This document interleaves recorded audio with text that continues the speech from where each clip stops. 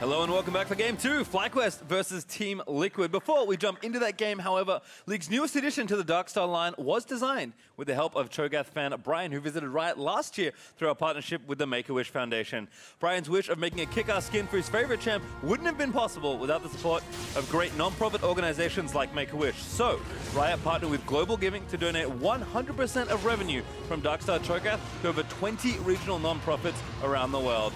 Darkstar Cho'Gath is only available until August 10th, so pick up yours now to support a non-profit in your region. For more information on the fundraising around the skin and the charities being supported, check out the article over at leagueoflegends.com. And Zyrene, it is a sweet skin. Yeah, it is a sweet skin, and I can't remember the last time we had a skin that actually goes away after a certain period of time, so I'm definitely hopping on that one. Yep, get it while it's good. As we jump into the matchup, let's take a look at our starting lineup. Selecting blue side, it is FlyQuest. In the top lane, Flame. In the jungle, Santorin. In mid, Keen.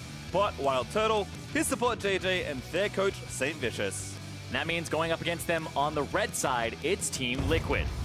In the top lane, Impact. Xmithie in the jungle, Pobelter mid, bot double lift with support Ole and Coach Kane. And Team Liquid, they do maintain first place after barely inking out a win over Optic Gaming.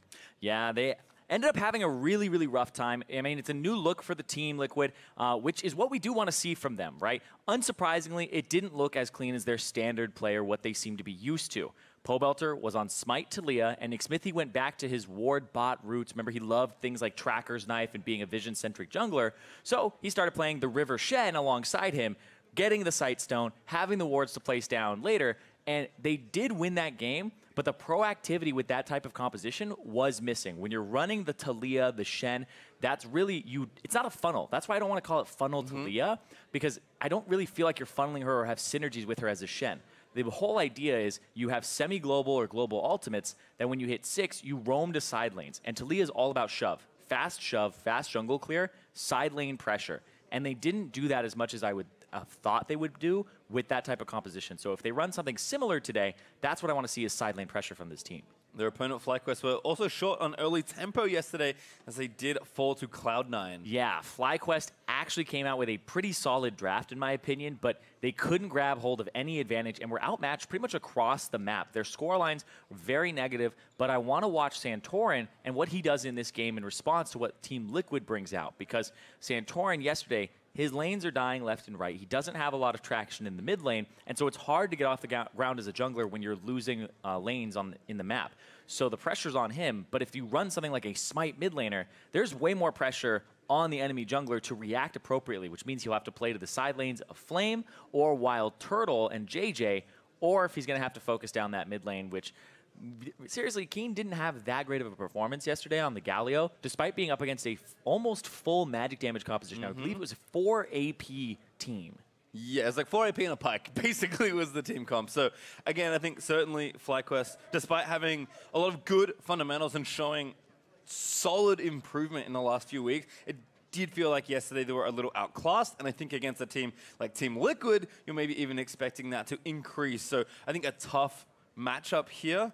But FlyQuest have shown a lot as a team. They've talked a lot about building their culture and kind of building up this team over time. We'll see if that's enough to get an upset victory over Team Liquid. We already started the day with one. We'll see if another first-place team goes tumbling down. Yeah, and I mean, if Team Liquid win this, though, they're in sole possession of first place. They can't be caught by TSM or by 100 Thieves, and so they're in a really good position afterwards, making it so that they would be 2 games ahead of some of the teams that are like pretty much right behind them. I think there'd be just 100 Thieves 1 game back, and then potentially TSM 1 game back. You're now asking me to do maths on it, so I'm not going to touch that. Basically, it would give them a good buffer, is what I'm saying, yes, if TL win this one. And it's one that you would assume on paper that they would win, because FlyQuest just haven't been able to find what really works for them yet. And the only teams that have taken down Team Liquid were Clutch and Golden Guardians, which have shown they have a lot of upset potential in the past. We've seen Golden Guardians with the blue shell against TL. We've seen Clutch Gaming take down teams like TSM.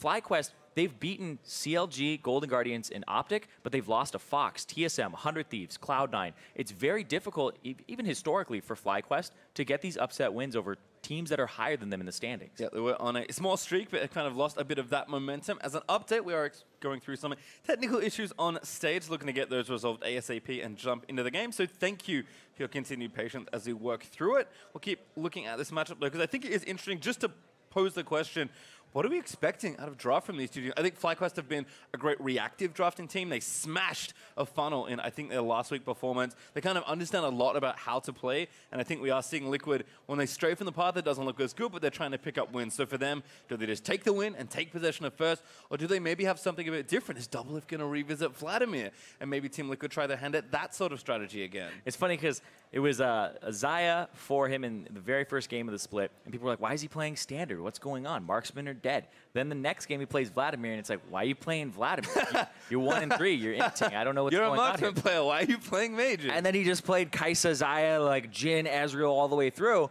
From there, so he basically said, all right, you know, you guys are right. I'm a marksman player. I'm gonna just stick with this. I'm gonna chill with this. Yeah, there aren't very many players that have actually not strayed to the dark side from the bot lane, actually. I think Stixxay is one of the few, perhaps the bastion in the NLCS of true marksman there in the bot side. He is marksman only so far. It's just kind of funny to think about. I think Sven even, yeah, he did it. That's why he did it yesterday. He played Hammer. I was like, it's over. He's playing Heimerdinger.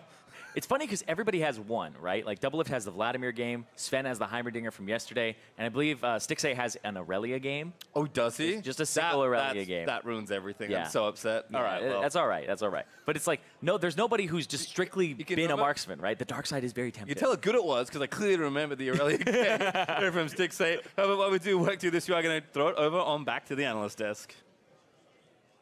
Thank you very much, Julian. Yes, we are here to talk about the games that have been, the games that could be today. Of course, you talked about Golden Guardians about 20 minutes ago. Upset. Upset win. You almost called Why it, didn't you predict it, Jet? For the last half an hour, you were like, I wish I called the upset. I was like, upset alert. I'm not not picking it, but upset, and then it happened. That's okay. We wanted to bring out a segment we had prepared for the beginning of the show after Jat talked about the combos on Vladimir and how deceptively difficult they can be. We actually had a Vladimir tier list prepared to go. So I want to bring that back, not deny you of this. These are performances, not necessarily players. You can see like Ryu and Alltech are here twice. Yeah, there are 8 Vladimir games. We ranked them with the grading system. We had no S's. We decided not arbitrarily. It's a no S's in school. Yeah, exactly. Yeah, this is school. Interestingly enough, you can see Alltech coming in with vastly different performances from the first time to the second time I played Vladimir. And there's a lot that goes into this. It's how you play Vladimir in the laning phase, how you position in team fights, and also if you're executing your combos cleanly, because it takes a good number of games to be able to get all those things correct. Yeah, and you talked a lot about that laning phase. That is where a lot of the early Vladimir performances ran into trouble. Doublelift and Alltech being Cody Sun being two guys who ran into some big trouble with their level 1s. Yeah. Favoritism, though. Doublelift above Cody Sun. Why? When they both fed at level 1. Well, so both died level 1, but after that, Cody Sun was actually able to find some kills later on into the game. Yeah. But after that laning phase, didn't really do that much. He played him like a marksman. Yeah, that was kind of about the positioning in team fights. Cody Sun was often staying about 550 units away from people as Vladimir, so pretty much the only time he'd get his E damage off is if he flashed, rather than just being close to him and using your W as a threat if they try and close on you. That's what a lot of the good Vladimirs do. Yeah, of course, you saw right there the clips of both them dying very early into the game. Doublelift learning Tides of Blood and not actually pushing the lane at all. Cody Sun is like not respecting the fact that level 1 Vlad is like 490 health or whatever. Yeah, and in Doublelift's game, after that happened, his whole team was getting rolled, and he actually played Vladimir mechanically fine from there, but they were so far behind, and Vladimir being an even or ahead champion at the best, he wasn't able to do anything, whereas Cody Sun was in a position to make bigger team fight plays happen. Yeah, and as we move into some of the other Vladimir plays, it's more about the comboing and team fighting and how sometimes it works and sometimes it doesn't. I know Alltech had a huge oopsie in one of his early Vladimir moves where he actually flashed in, popped his E and Zhonya's and didn't do any of the combo. And then we have some of the fights from people, like here's the Alltech one where you can see he's coming in, he wants to do the full combo, which is the R, E, Q, W, but he just actually presses the Zhonya's, which is clearly a misclick, doesn't even get his ultimate off while they're diving, and could have easily turned that around. The rest of the game he actually did okay, that's why he wasn't last. And here's the fight in a different game where he actually plays it really well. You can see he's managing his empowered Q quite well. He charges his E as he's going into the pool right after the ultimate, so all the damage is amplified by 10%, gets his empowered Q on the amplified target, and just cleans up the fight. And that's on top of having good laning phases. For the most part, Vladimir pretty weak and more focused on sustaining until 6 when you start hitting your item and level power spikes, then you can go all in. And so both games, Alltech's laning phase was fine. It was just the difference between his first Vladimir game having that horrible flub. And then he actually played some other fights well that game. And then the second game was just all clean Vladimir play. Yeah, and also with the Vladimir, he's moved into the bottom lane recently. So the build and style is different. You don't level as much, so you're building the one-shot items like Oblivion Orb and Death Cap, and it's all about that bomb combo. But still, the mid laners play him better. That's why on our list of best Vladimir performances, we have Ryu in second and third. So both time he's played him, he's been successful, and this was pretty much the most successful move for as TSM's trying to take the Baron.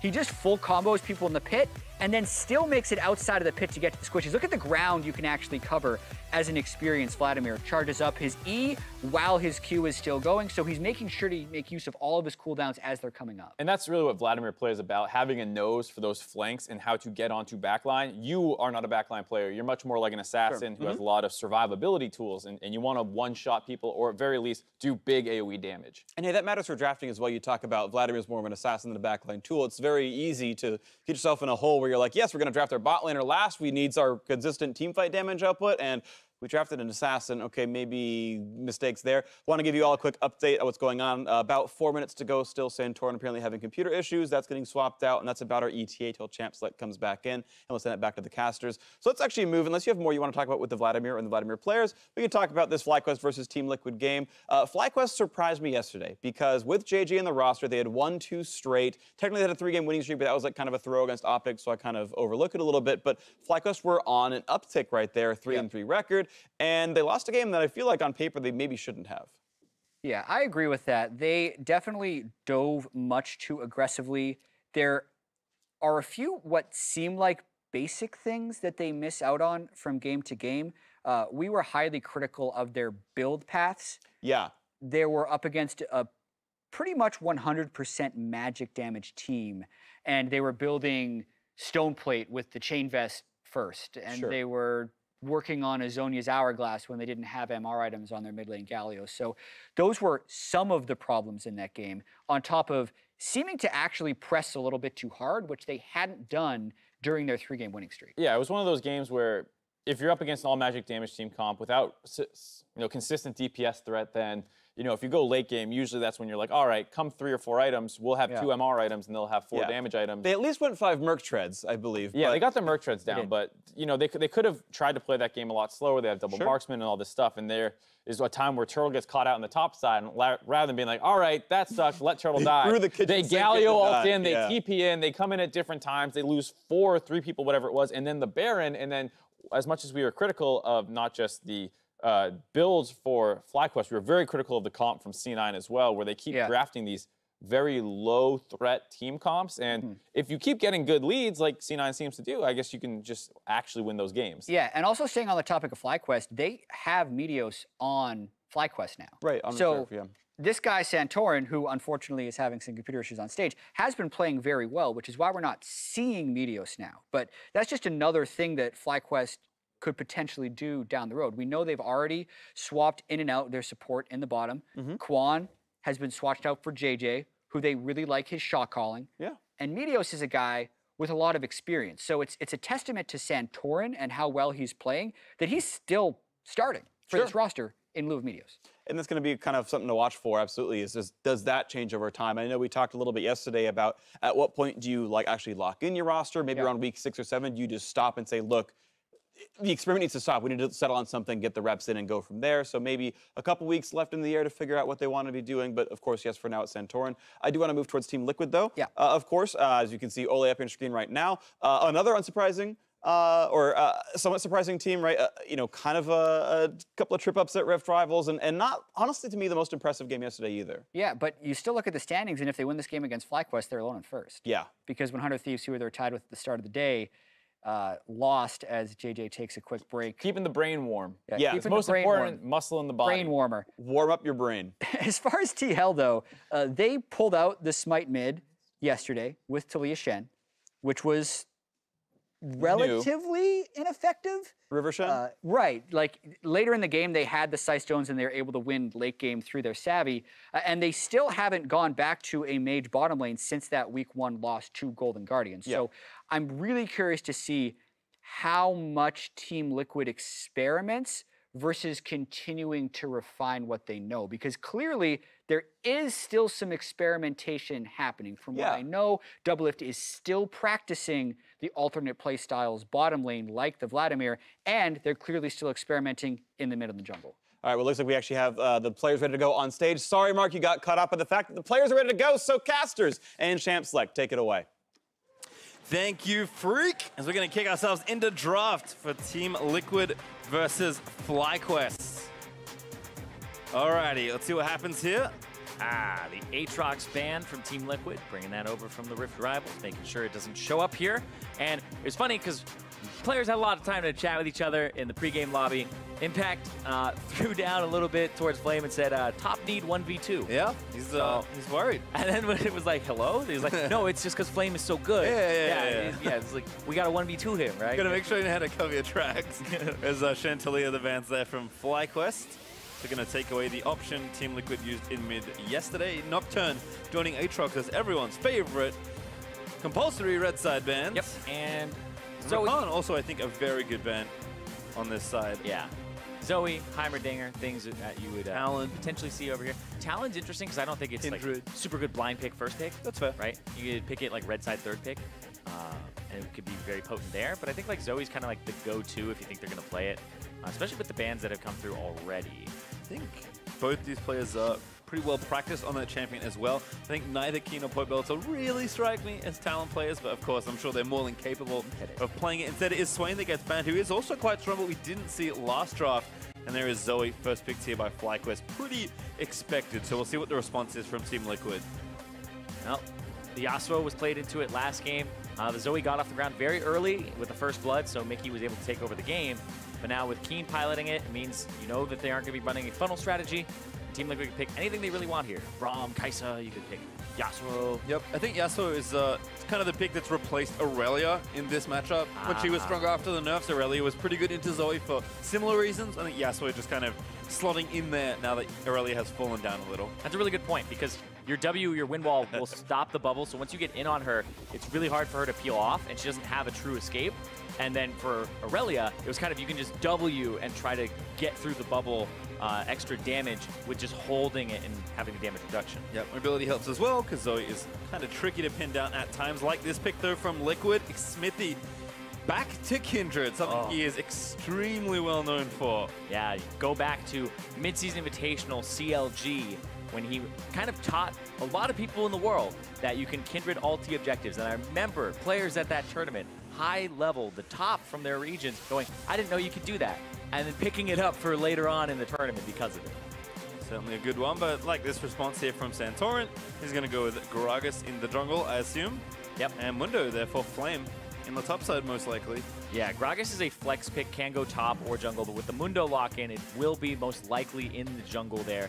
And it came back because he got a buff to his W, the Drunken Rage, which makes it so that its cooldown is 5 seconds at all ranks. It used to go down from 8 to 4, and you maxed it later on. It wasn't the first, sometimes not even the second max that you went for. And it got increased range on that basic attack, which was one of the big kind of pain points for Gragas, was having the W where you have to charge it. And if they walk away from you during that time, you have to keep walking at them and try to, sometimes they're out of range.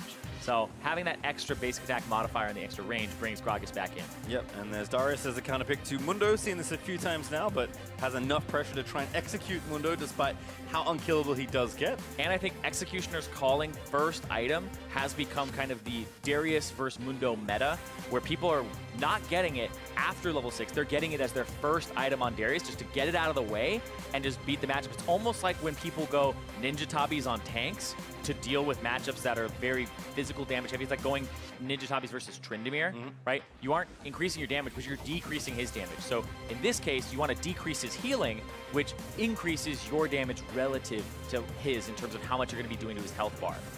We'll see kind of how the rest of the phases move out. Time Canch Pike, 2 supports banned by Team Liquid, trying to secure that bot lane. FlyQuest also aiming there as Heimerdinger and Morgana will get banned away. Never thought I would see Heimerdinger banned away from Doublelift, but this is the world we're currently living in of Liquid look to pick here in Phase 2. Doublelift does this thing where he's like, I don't think this champion is good. Like in the lounge, week 1, I don't think Lucian is good. It's like, what? Then he started picking up Lucian again. It's like, you throwing people off your set? What are you trying to do? do interviews where you say this champion isn't good and then you pull it out when they don't expect it. But looks like FlyQuest don't want a fast one pulled on them at all. They're saying, nope, even though Doublelift said he doesn't think Heimer's very strong, going to go ahead and ban it away here. Well, there's Alistar, presumably in support, so I wonder what Liquid's last pick here. And they probably need a mage, given how much AD they currently have. So we might get something here. I mean, Kaiser and Varus are both AP marksmen you can have here. Looks like Turtle is maybe thinking a similar thing, wanting to take away Varus here. I didn't dislike a lot of his hovers there. Like, Jinx is actually not awful. Yeah. She is very bad into things like the Alistar, but I don't think the Varus is that much better. But Jinx has a really good 2-item power spike now. She's not in this game, but just throw that off to the wayside and save it for a day where it is. Well, we'll see what the last pick is here. Ole gonna have some fun with his lane mate. They need magic damage. I mean, they do. They absolutely do. Is this the D-tier Vladimir whipping it out to try and redeem himself? Get that tier list ready. Ole was giggling, so I was like, there's no way he's just all right, messing around. But actually going to play. I want to see that tier list at the end of this with a new Doublelift Vladimir slapped on it. Where is he at? Because that V wants to redeem himself, to retake the course. All right, well, certainly the first time he showed off this pick, it did not look so great. So we'll see if he can indeed redeem himself here. Turtle on a more traditional marksman. I have to think he's going a crit build instead of, or something AD based, right? Because can you afford to do the Nash's Rageblade build here on Varus still? Given how many magic damage sources you have? I think so. Okay. I think so. I think just the Rageblade Nashers and all of that is really, really powerful. So his kit is primarily, even if you go crit build, his percent HP stuff is magic damage. So you can't really avoid it that much. So I do think it's a good pickup here.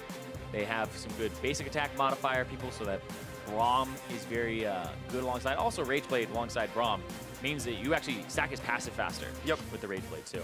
Seen that a lot with likes of Kai'Sa, with Lucian, plenty of those champions. I guess he doesn't build a Rageblade. That would be kind of weird. Kog'Maw, that was the one I was thinking But you got me thinking about it, where Lucian could technically, with a Q and one attack, get a Braum passive fully stacked. So do have a dear old friend who currently casts the LPL who loves AP Lucian.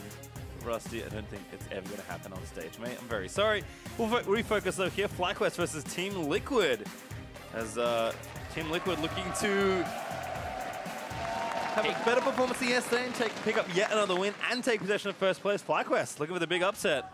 And to even out their weekend will be a nice way to finish things off despite the loss yesterday. Yeah, for FlyQuest, really want to see how they bounce back from yesterday's game where they got decimated across the map. There was really nothing they could do about it except just have people play safer, build smarter, and kind of change. You know, I said there's nothing they can do about it. You know, there's everything they could do about it. How about that? They'll change it up a little bit. They had the game kind of from the draft phase, and it should have been something that they could win.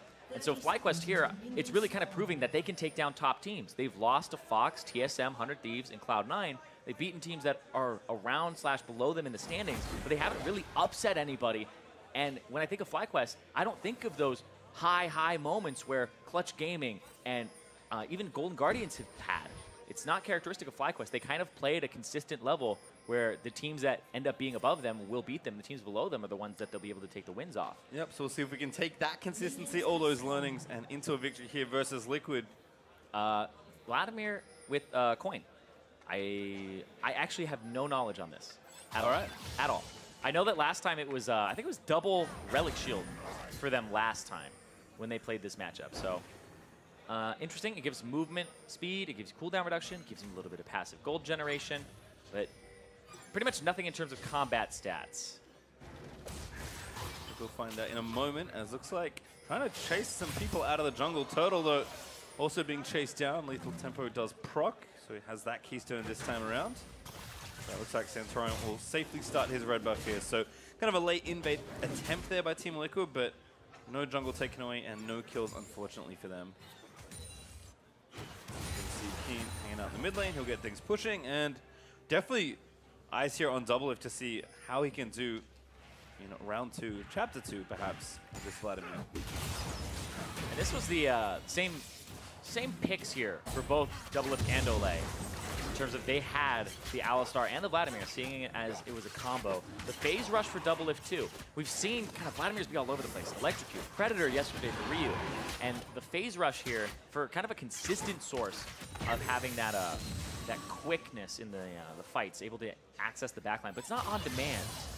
You have to actually hit your spells. But hold on, speaking of on demand, it's Smithy, level 2, going mid towards Keen, but Santorin's here too in the fog. Yep, looking for the knockup, does actually land it, but Santorin already here, so Team Liquid gonna do the smart thing and just walk away. No need to overplay that spot. Looks like though Santorin may be thinking about an invade here, gets a ward down, does see the Raptors, but maybe he doesn't fancy a fight right now. Headbutt though from Ole as Santorin walks all the way topside. Yeah, but hey, remember they said you're gonna have to 1v2 top lane. Was Impact right? Looks like he was right. Maybe. Does spin the axe around. Santorin gets a knock-up though. Still holding on to the fight. Impact, I think, knows he's dead already. Got a Red barrel. buff applied, still going down. Santorin needs a little bit more. There's the W flash cleaver, and first blood to Santorin. Santorin gets the level 2 gank off. They knew he was on the top side of the map because they saw him when he tried to gank middle or counter gank mid. And Smithy went off to the bottom side, so he knew there was no way this was countered. But Santorin's going to go into the jungle. It's a level 3 for Smithy.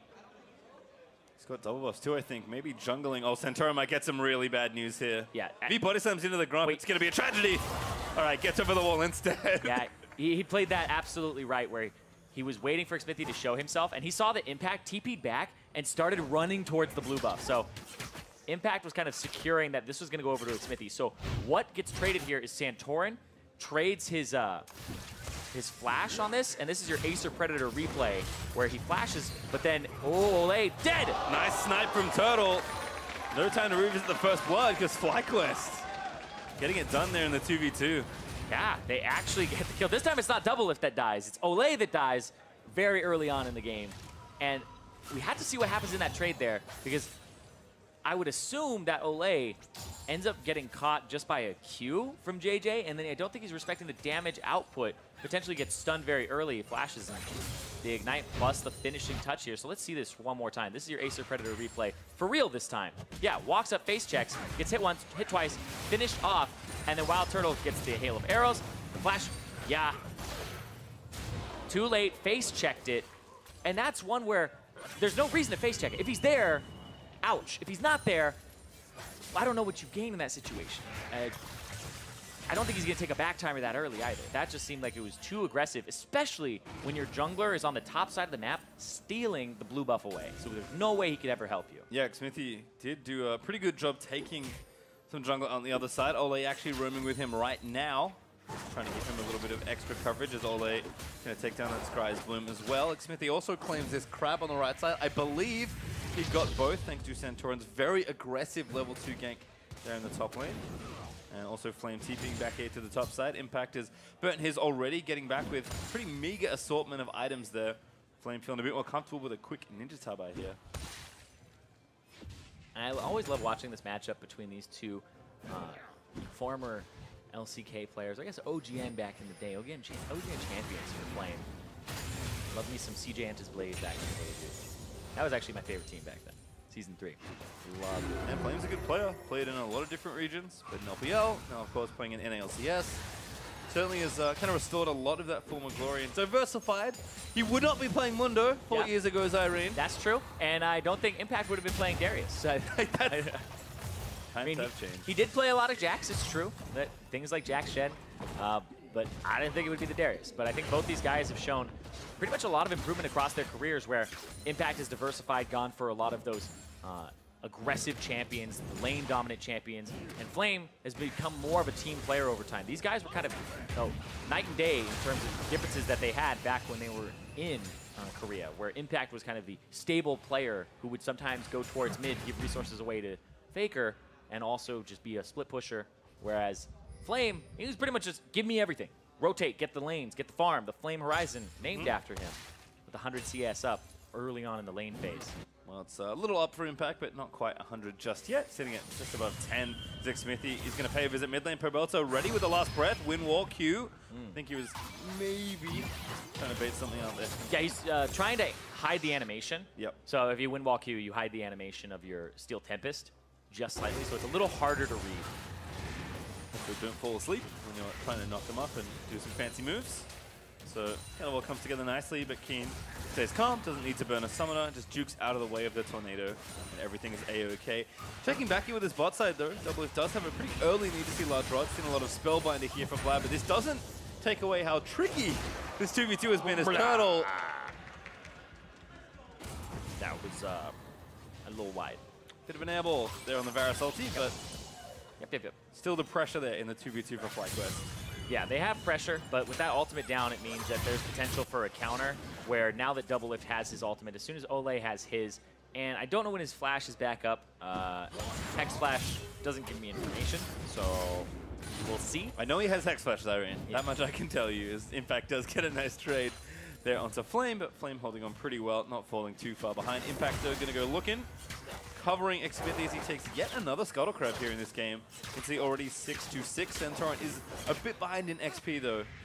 There's a TP back down here from Wild Turtle, might get himself killed. Doublelift already going to start it off, gets the ulti down, running through with a bit of extra speed as Flame caught out. Ooh, good watch. Impact not going to get the dunk, but cancels out the Blasco and Santorin manages to cover him. And Flame just flashes towards into the waiting safe arms of his teammates, and now Keen lands a bubble. Oh no, Impact, why did you flash? Santorin gets the kill. Xmithy just plops down the Kindred ult, and now he's dead as well. That was so tragic for Team Liquid.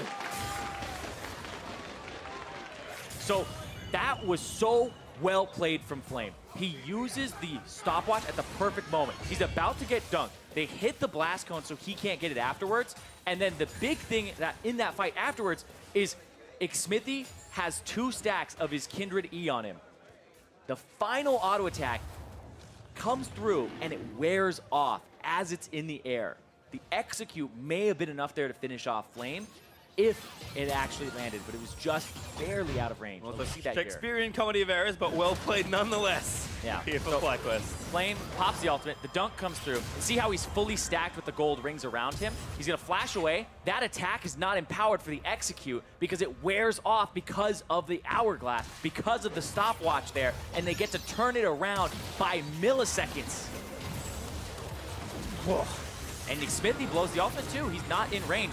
Could have maybe flash ulti, but at that point, he blows his flash, he blows his ulti. 2 kills go over to Santorin, 3-0, and has the Runic Echoes completed now.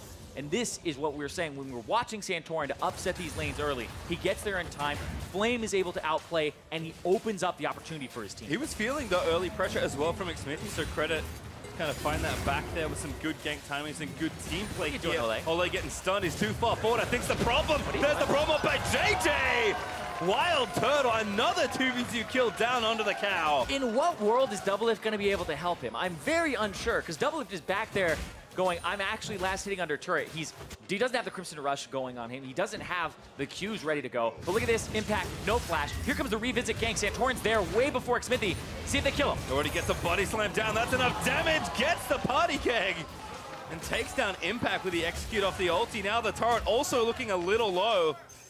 Doublelift gonna have to try and save it. JJ again tanking forward. They're gonna try and grab it now. They're gonna look to the Vlad. Here's Ole. Maybe this is a bit of an overplay here for FlyQuest. JJ, no! There's actually the kill for Turtle. Pops the watch. Ole is trying to get a counter kill desperately. Oh my god! He hit the creep. He got the heal. And FlyQuest, they'll get the double kill. That was so well played mechanically. JJ comes up huge. He gets the Relic Shield to save himself. Mark Ole, and then put him in the ground with Wild Turtle. 4-0 for Turtle as well. He has half as many kills as his team totally does here. Yeah, it's 4-0 for Turtle. It's 4-0 for Santorin. And you were right, Pastry. It's the Blade of the Ruined King. It's the extra physical damage coming out here. The sustain in the late phase versus the Vladimir is going to come up huge. But they get the first turret. They get all of these kills focused on people who can actually use them for early damage. Let's see this one more time. This right here, I don't know what's going on. Doublelift gets Crimson Rush. He uses it on the minion. He doesn't have it for damage here. Ole goes forward. Doublelift is still last hitting minions. You're going to get stunned. You're going to get the Braum passive on you. He blows the ultimate super late. He's already ignited. He's already going to die. And I have no idea in what world Doublelift can actually help him. He has no ultimate there. He's not going to flash forward for that. He's already blown the Q. And as soon as he does that, you have to back out. And then here, Impact, this is just one where even though he has 2 control wards to set him up, he has 1 in the Tri-Brush, 1 in the river. Those aren't deep enough to see what's going on when you're slowed by those cleavers. And then this. A gutsy call here for FlyQuest to stay for that turret. Yeah, the commitment, the great flash, point blank Q, double too slow on the flash return, gets killed by Wild Turtle there, who now has the lethal tempo up, just throwing arrows into Ole. That was so good. The turn dip hit the caster minion. JJ, that was really smooth. That's where you know, you're like, damn, that guy's a support main. What the heck? And now blue buff steal. Team Liquid is starting to lose everything on this map. Xmithy almost going to get put to sleep. He burns the ult. He's already stunned. I don't think he can get out of this. He goes drowsy, and Keen is able to grab the kill. We are on the cusp of FlyQuest having a perfect game versus the first place Team Liquid. FlyQuest yesterday, everything went awful for them. They got smashed by Cloud9 in almost every lane, and it felt like there was nothing they could do. They are doing that to Team Liquid right now. Yep, JJ zones off Pobelter, forced to burn the wind wall on an incoming Q. Turtle stays, takes down the turret with the help of the Rift Herald that Santorin got from the advantages that FlyQuest have accrued already through this game. And look at that gold lead. We're at 5,000 up for Fly at 13 minutes into the game. There might be a second turret here with the Rift Herald charge. I think so, and that means that impact coming down. Whoa, Hex flash. Yep, there's a Hex Flash to try and get engaged, try to zone them off. I mean, it'll help them a bit, but impacts come down from the top lane. The rotation from Santorin is to look towards the top lane now. It's always funny with that, because like, you're like, oh, it's just a Hex Flash, you didn't waste his flash. Then you realize the only way you can use Hex Flash is when you don't have your real flash. So it's never really that good news. This Flame, unfortunately for him, cannot finish off the turret in the top side. Impact makes it up in time to protect it for now, but it is almost no health left as Team Liquid go back, spend what gold they have managed to scrap off the ground at the mercy of FlyQuest early game right now. Exactly, and even with these things going their way, where Impact looked like he was having a really good lane versus Flame up in CS. The CS has been pretty much equalized off those 3 deaths from Impact. He got an early Executioner's Calling to try and deal with Flame. It's going to weaken his overall power against everyone else in the game, but it'll make him effective in the 1v1. But the 1v1 is already decided. It's already won by Flame in the fact that he got 1v2'd on the side of Impact. So you lost both your side lanes. Pobelter's kind of the one person who's sitting here with, sitting in the chair. This is fine. Everything's burning down around him. But he's going to have to become the carry later. And that's what the Alistar's for, the Alistar Yasuo combo, to potentially get a team fight. But this is going to be really rough for all of them. I want to say, like, I'm going to go through the checklist right now. This sucks for Doublelift and Ole. They're behind in the lane. Ole hasn't been able to get pretty much anything here, and it's fed Wild Turtle. And then for Impact, having 1v1 pressure, he has way less pressure now. And then Xmithy, Kindred, this is the worst possible situation to be in as Kindred. You've lost your outer turrets. You're never going to get those marks. He has 1 mark right now, and it's struggling to get a second one here. It would have to come off of a kill, but they have 0 kills. He hasn't been able to get anything on this Kindred. 15 minutes in, single mark, doesn't have that extra range, which is so pivotal to get the first 4 marks. Once you have those, it makes it so it's much easier to get your E. But look at this, Ole caught again. Oh, no. Yeah, meanwhile, the assault continues here for FlyQuest again. They're going to burn him through the ulti. Ole just dead to Turtle, who's dishing out too much damage. They also picked up the first Drake of the game and grabbed the Cloud. Now looking to seep down this tier 2. Yeah, when you have no threat because you pulverize the ground, slam it in anger, and then, oh, you're just going to get picked up there. That's another one where they catch Ole, and his flash just comes off of cooldown. Team Liquid waving goodbye to their turrets as FlyQuest take another one here in the bot side. King getting annoying, trying to portal jump and throw Paddle Stars through the jungle. Impact looking for the first kill. Scoreboard time for Dunkmaster Darius. Not yet. FlyQuest taking a tier 2 here in mid. Gonna let Flame just hang out as his team takes the rest of the map. Flame just kind of holding strong in the top lane, making sure that he doesn't give anything over to Impacts. We've seen what Darius can do. Darshan yesterday will remind you of what he did to Huni, where he just dominated that lane, dominated the entire game afterwards. And a fed Darius is very hard to deal with. Even Darshan in his post-game interview was saying, yeah, I got like 1 or 2 kills early and the game was decided from there. Like, the game was pretty easy from there. And that's how Darius is. Get him ahead, and then he's able to snowball, but at that even point, struggles to really affect team fights. Well, it looks like FlyQuest do want to take out that top lane outer turret, so they're moving their dual lane there. Now Turtle with 2 items already finished at 16.5 minutes as he's grabbed the Hurricane. Should be easy enough to take down this turret. And you were absolutely right, Pastry. I gotta apologize. He went for the, I guess, on-hit build. Wonder if there's a Rage Blade in there later. Hope so. I'm a big Rage Blade fan. It's fun. He has lethal tempo. Makes sense to me. Yeah. But I think FlyQuest can talk about builds as they have been hit or miss sometimes, but we just talk about the quality of play they've shown. Impact recalling in a silly spot, tagged again by this combo. Santorin JJ picking everybody off the rift. Oh no, maybe a little too far forward. Gonna try and go. JJ jumps forward back to Santorin, but he's now caught. Liquid looking for the first kill. Kindred already down. Doublelift. He finds the flash and gets the kill. It will not be a perfect game, but still FlyQuest chasing in. Doublelift into the stasis. He's gonna go down to Flame. Now Fly still chasing. Flame flash forward. There's a great glacial fissure. Tags Smithy with no ult. He will fall to Keen. And that's still FlyQuest. You know, okay, Team Liquid don't get a perfect game. 1 kill on the board, but 12-1. They have a 7,000 gold advantage for themselves. They just got another turret. They got that last outer. They might get Pobelter here. It'll be hard to actually get this Yasuo. Flame is looking for a few more cleavers. Nice Doesn't shot. land the next one, so Pobelter will get himself out safely. Still, turret over to FlyQuest as they're working on the top tier 2 as well. TP from Doublelift to flank here. Doesn't have the ultimate, doesn't have flash. This is going to be so risky. He's not spotted by a minion wave. They don't know he's flanking just yet. They're going to see him right now. Another aggressive dive for FlyQuest could cost them. Doublelift though, already taking so much damage. Flame is here pretty much perfectly in time, and now Doublelift just has to juke out of the remaining skill shots. Does do so he will live. But Turtle and JJ just Houdini out of that one. Kind of a testament to how much pressure and how far ahead FlyQuest are right now. Yeah, and right here, they spot the recall. They try to lock up Impact, and it's interesting because Smithy has ultimate here, but he like never blows it. It's like, oh, what are they gonna do? They don't stun Impact, they don't proc the concussive blows, and then Doublelift flashes to get the kill there, and then goes over, stopwatches, and Flame is just doing so much now. This Mundo, inevitability is that you come online, you really want to kind of stop that or slow it down, delay it as much as possible, and have the Darius snowball, and maybe not even see the Mundo get to this point. But now he's got so much armor. He's got 3 armor items in his inventory, or sorry, 2 armor items. He's got a lot of HP to boot, and that HP is pretty effective against AP because they're all mostly burst. So against this composition, I really like the idea of building armor first, then HP on top of that. So he's very, very tanky. He's hard to deal with. Team Liquid now have this behemoth in the top lane they have to worry about, and then all this other damage is coming from this Fed Wild Turtle Varus. And the tough thing is, Team Liquid are already losing every other lane. So now with Impact just not being as relevant potentially in his 1v1, with Flame now getting gifted over the advantage of the side lane pressure, FlyQuest can continue to do what they're doing, and that's run amok in Team Liquid's half of the map. Olay, let's get blown up. Keen had a free ignite. No! You gotta click him! Ah! They still got the turret though, so a small tragedy. I mean, I guess he let him have that one. You gotta be nice every now and then. Olay has certainly had a struggle so far this game, so perhaps some mercy there from Keen.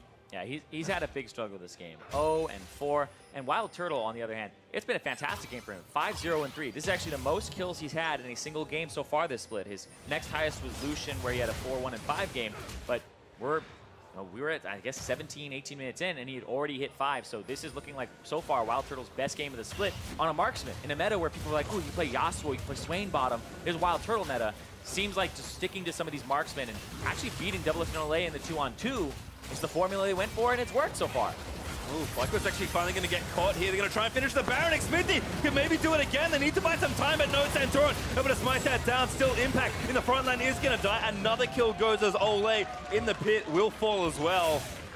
FlyQuest, a really good Baron call there, knowing how far ahead they were, knowing the pressure they had. And they picked that one up pretty cleanly.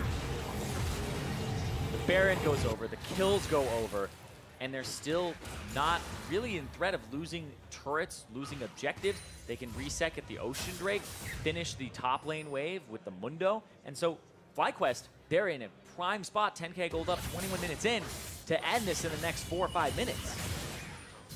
Could have yet another fast game on our hands. FlyQuest have been, again, really good together. Seem to know what to do in these moments. So you have to think that well practiced in closing out this sort of game. For Team Liquid, it's, what can they show us?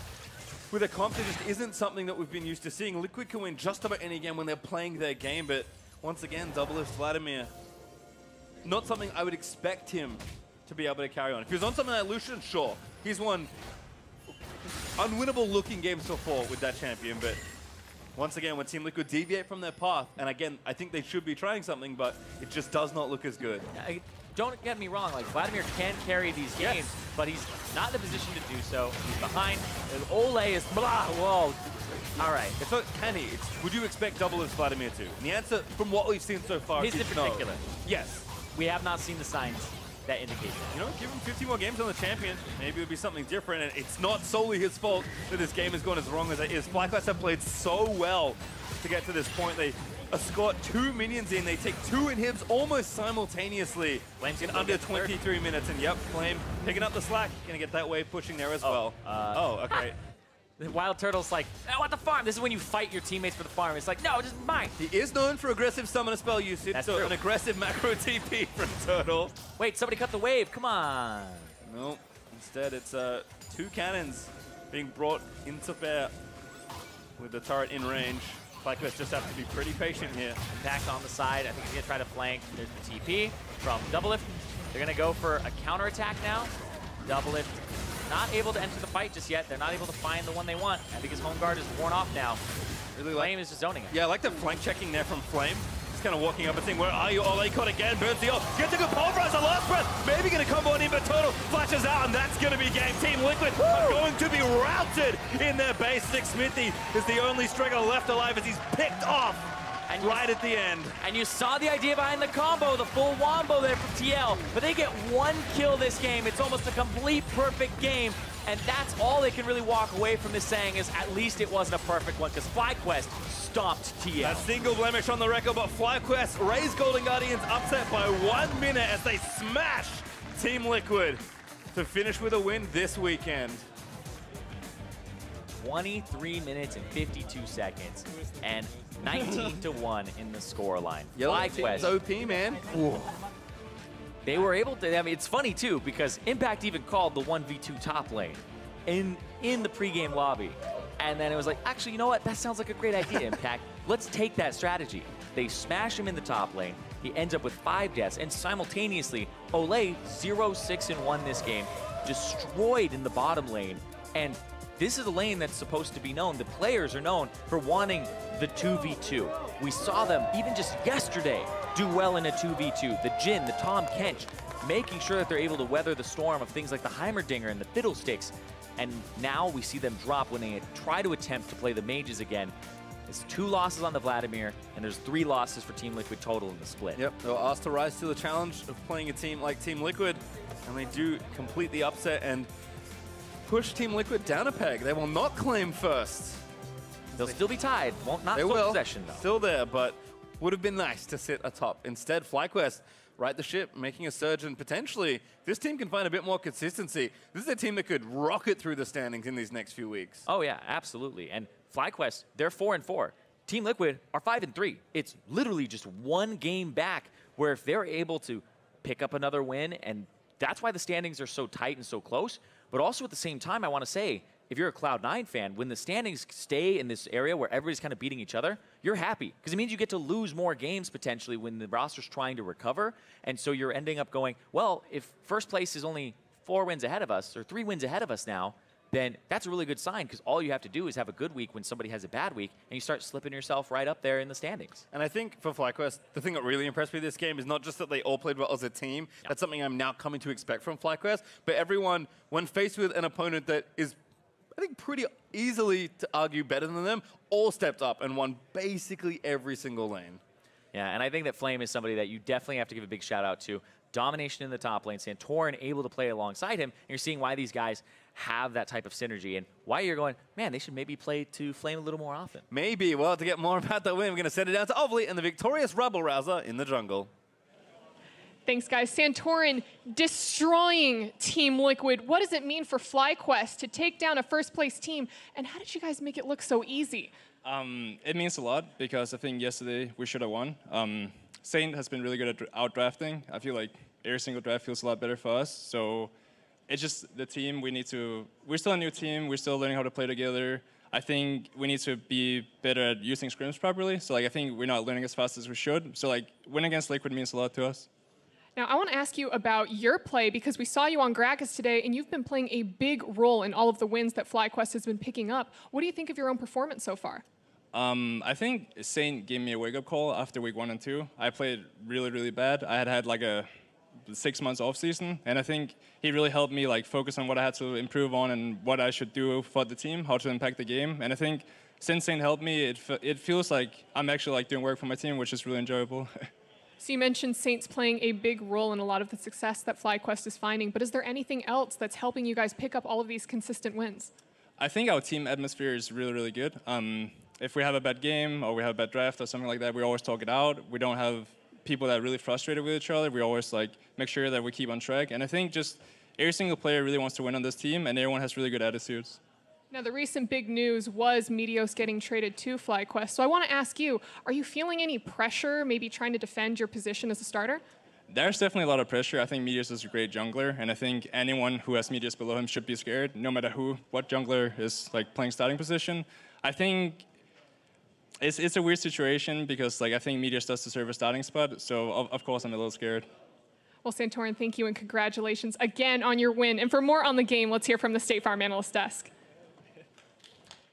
Thank you very much, Avli. Look at the colors on this desk. I mean, what a win. The 4th time this year we've had Split. We've had it. But, I mean, it's kind of crazy, though, because, I mean, FlyQuest, right, had a pretty mediocre spring split. We just saw Golden Guardians win, had a mediocre spring split. A lot has been changing up in summer. FlyQuest off to a very good run recently. What, 4 wins in the last 5 games, I think it is now? Yeah, and I really liked that interview because we got a lot of good information by Santorin. They were talking about the impact of Saint, how often they feel like they're out drafting their opponent. We were saying that yesterday felt that way, and even though they lost that game, it was like, wow, that draft was great. And then also the points about Meteos and how like he's such a good jungler, anyone in the league would be scared with him beneath them. And I thought there's just some really good insight about how well that team is functioning because he said despite that, the environment's very nice. Exactly, and I want to actually jump straight into the game from an early game play that I think was well played by Santorin, but also could have been taken advantage of by Team Liquid. So early on in the game, both junglers are generally going to trade sides of Scuttlecrab. So we know that Santorin is taking the top side Scuttle and Xmithie is taking the bottom side Scuttle. And right after the Scuttlecrab, it's not too uncommon to gank the pushed up mid laner, who is going to be Zoe. So right here, Team Liquid should know that Keen is going to move towards that Scuttlecrab because that's most likely where the jungle is. And what's super important is look at the minimap. Look at Impact's Darius. If he just continues to move down, knowing that Keen's going to move towards his jungle, it is a free 3 versus 2, which at the least gets flashes, probably gets you kills. But if we continue to roll this, it was Team Liquid not being on the same page. FlyQuest is. They're moving towards Santorin. He's there to block the 2v2 gank and just say hello. But then, not only do they not cut them off 3v2, they completely lose track of Santorin. Santorin just walks straight up through where the wards are, through the jungle. Impact is not respecting it because he has wards in the river, but no one is communicating. No one is communicating that Santorin went up. Impact isn't seeing it himself, and they give up first blood. And this is such a disappointing play from Team Liquid because it went from pretty much a guaranteed flash if they're communicating to, oh, they're still not communicating, first blood. Huge swing. Yeah. It's probably a TL first blood if they just collapse with the pushed up Darius, and instead it's the other way. Yeah, I mean, it's actually sort of incredible how little then Darius did. I mean, this is an obvious counter pick. I saw the first 3 versus first 3. I'm like, wow, they got Kindred and a sick mid lane kind of pick and a sick top lane kind of pick. What a great draft for Liquid, and none of it came forward. Yeah, I mean, you also look at the bot lane where they have the Vladimir pick. I actually think Doublelift played it mostly fine, but for whatever reason, whether it's Ole, him, or the entire team, they don't work when Doublelift is on the Vladimir pick. And the top side, communication issues caused them to lose up there. And then down in the bot lane, they were just getting blasted in the 2v2 while the rest of the map was falling apart. And so the great performance by JJ, who subbed in here, was a huge factor in getting a lot of early kills down that bot side. Yeah, I don't think you can quite blame Vladimir itself. Like, it happened to be a common trend here where now about half of Liquid's losses have Vladimir, but like, why do you walk into a Braum as a level 3 Alistar? Like, it's not like Vlad's gonna out-duel a Varus in the early game. Ole literally kills himself here, does the same thing a couple seconds later. He's like consistently killing himself. Yeah, and here, Doublelift doesn't have ultimate because they'd used it in a trade earlier. Then he's left trying to defend the turret. This was a bad play on Doublelift's part. Sure, they thought maybe they'd be able to turn it, but Pop goes to stopwatch. It was going very poorly for this team at the bottom. Can't even get the Braum. Yeah, it was just, that's what we're saying. You know, top side was falling apart due to miscommunication. Bot side was getting outplayed in the 2v2, and there's that just super clean gold draft where Team Liquid kind of just rolls over and dies a little bit, and it's very scary that this is potentially our top North American team because this is a trend. This is exactly what the Splice game looked like. Yeah, and this is, keep in mind, 1 kill away from a perfect game in 24 minutes. Liquid are the best team in NA. They won the spring split, and this either means FlyQuest got a lot better, and hey, to be fair, they did, but getting perfect gamed by a team that's now 4-4 means you have fallen far. Yeah, and also when it breaks for Team Liquid, it breaks bad. Yeah. They lost in 22 minutes to Golden Guardians in week 1 as well. So now 2 of their 3 losses are in devastating fashion in the North American LCS.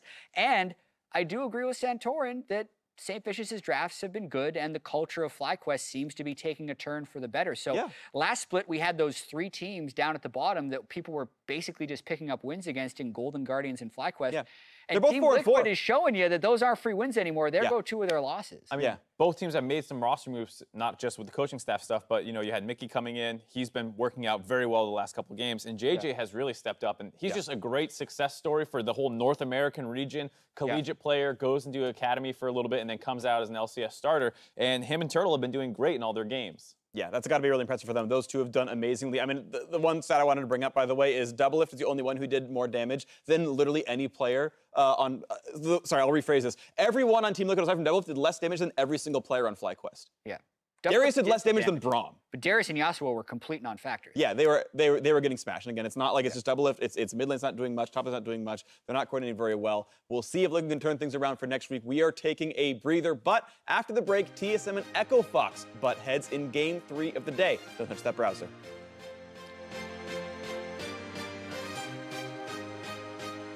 Okay, they're taking damage from creeps.